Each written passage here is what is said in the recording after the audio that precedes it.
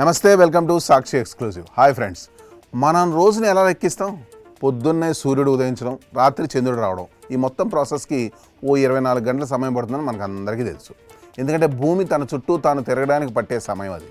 కానీ ఇప్పుడు సైన్స్ ప్రపంచం నుండి ఒక అత్యంత ఆందోళనకరమైన మైండ్ బ్లాగింగ్ రీసెర్చ్ రిపోర్ట్ బయటకు వచ్చింది. గత 36 లక్షల సంవత్సరాలలో ఎప్పుడూ లేనంత వేగంగా ఇప్పుడు భూమి తన భ్రమణ వేగాన్ని తగ్గించుకుంటుంది, అంటే రొటేషన్ స్పీడ్. అవును, మీరు విన్నది నిజమే. మన భూమి తిరిగే వేగం క్రమక్రమంగా నెమ్మదిస్తుంది. దీనివల్ల భవిష్యత్తులో ఒక రోజుకి 24 గంటలు కాదు, అంతకంటే ఎక్కువ సమయం ఉండబోతుంది. అసలు భూమి వేగం ఎందుకు తగ్గుతుంది? దీని వెనక ఉన్న సైంటిఫిక్ రీజన్స్ ఏంటి? దీనివల్ల మానవాళికి వచ్చే ముప్పు ఏంటి? ఈ పూర్తి వివరాలు ఈ వీడియోలో చూద్దాం. వీడియో అయితే ఎక్కడ స్కిప్ అవ్వకుండా చూడండి. ఈ సంచలన విషయాన్ని అంతర్జాతీయ సైంటిస్టుల బృందం తమ సరికొత్త పరిశోధనల ద్వారా వెల్లడించింది. సాధారణంగా భూమి వేగం తగ్గడం అనేది చాలా సుదీర్ఘమైన ప్రక్రియ. కొన్ని కోట్ల సంవత్సరాల క్రితం, అంటే డైనోసార్ల కాలంలో భూమిపై ఒక రోజుకి కేవలం 19 నుండి 21 గంటలు మాత్రమే ఉండేవి. కానీ కాలక్రమేణా భూమి వేగం తగ్గుతూ వచ్చి ఇప్పుడు 24 గంటలకు చేరుకుంది. అయితే ఆందోళన కలిగించే విషయం ఏమిటంటే, గతంలో ఈ వేగం తగ్గడానికి లక్షల సంవత్సరాలు పట్టేది. కానీ ఇప్పుడు ఆ స్లో డౌన్ ప్రాసెస్ ఊహించని రేంజ్లో స్పీడప్ అయింది. గత 3.6 మిలియన్ సంవత్సరాల హిస్టరీని పరిశీలిస్తే భూమి ఇంత వేగంగా ఎప్పుడూ నెమ్మదించలేదని సైంటిస్టులు చెప్తున్నారు.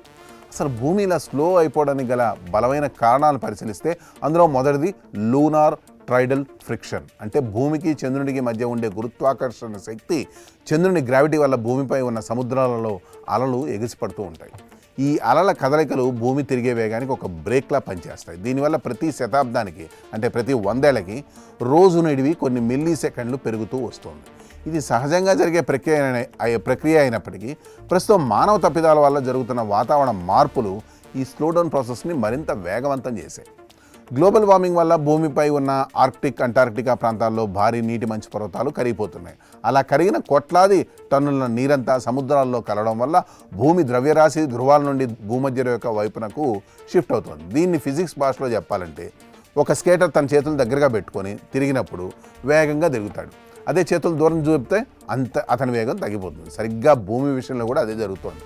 మంచు కరిగి నీరు భూమధ్యరేఖ వైపు రావడం వల్ల భూమి వ్యాసార్థం పెరిగి దాని భ్రమణ వేగం దారుణంగా పడిపోతుంది. ఈ వేగం తగ్గడం వల్ల మనకు వచ్చే ఇబ్బంది ఏంటి అని చాలామంది అనుకోవచ్చు. రోజుకి ఒక అరగంట ఎక్కువ దొరికితే హ్యాపీగా ఆడుకోవచ్చు లేదా పడుకోవచ్చు అనుకుంటే పొరపాటే. భూమి వేగం తగ్గితే ప్రకృతి వైపరీత్యాలు విపరీతంగా పెరుగుతాయి. పగలు రాత్రి ఉష్ణోగ్రతలలో భారీ తేడాలు వస్తాయి. పగటి సమయం పెరిగితే ఎండ తీవ్రత తట్టుకోలేనంతగా మారుతుంది. అలాగే రాత్రి సమయం పెరిగితే చలి తీవ్రత ప్రాణాలు తీసే రేంజ్కి వెళ్తుంది. ఇది భూమిపై ఉన్న జీవరాశుల, వృక్షాల మనుగడనే ప్రమాదంలోకి నెట్టేస్తుంది. అంతేకాదు, ఆధునిక టెక్నాలజీ ప్రపంచానికి ఇది ఒక కోలుకోలేని దెబ్బ. మన ఫోన్లో వాడే GPS సిస్టమ్స్, ఇంటర్నెట్ నెట్వర్క్స్, శాటిలైట్లు, బ్యాంకింగ్ రంగాలు అన్నీ కూడా భూమికి సంబంధించిన ఖచ్చితమైన అటామిక్ క్లాక్స్, అంటే సమయం ఆధారంగా పనిచేస్తాయి. భూమి వేగం మారినప్పుడు ఈ సిస్టమ్స్ అన్నీ కొలాప్స్ అయ్యే ప్రమాదం ఉంది. దీనికోసం సైంటిస్టులు లీప్ సెకండ్స్ని యాడ్ చేస్తూ కాలాన్ని సర్దుబాటు చేస్తున్నప్పటికీ భూమి ఇప్పుడు ఉన్న వేగంతో గనక స్లో అవుతూ పోతే భవిష్యత్తులో కాలగమనాన్ని నియంత్రించడం మానవుడి చేతిలో ఉండదు. మన చేతిలో ఉన్న స్మార్ట్ ఫోన్లు, శాటిలైట్లు అన్నీ కన్ఫ్యూజన్లోకి వెళ్ళిపోతాయి. ప్రస్తుతానికి ఈ మార్పులు మిల్లీ సెకండ్లోనే ఉన్నప్పటికీ రాబోయే రోజుల్లో ఇవి నిమిషాలు, గంటలుగా మారే అవకాశం ఉందని ఈ రీసెర్చ్ హెచ్చరిస్తుంది. ప్రకృతిని మనం ఎంతలా నాశనం చేస్తున్నామో ప్రకృతి కూడా అంతే వేగంగా మన కాలచక్రాన్ని మార్చేస్తూ రిటర్న్ గిఫ్ట్ ఇస్తుందనడంలో ఎలాంటి సందేహం లేదు. ఇప్పటికైనా గ్లోబల్ వార్మింగ్ పట్ల ప్రపంచ దేశాలు కఠినమైన చర్యలు తీసుకోకపోతే భవిష్యత్ తరాలు 24 గంటల రోజుని కేవలం పుస్తకాల్లో మాత్రమే చదువుకోవాల్సి వస్తుంది. That's all for today. This is Harikrishna signing off for Sakshi exclusive.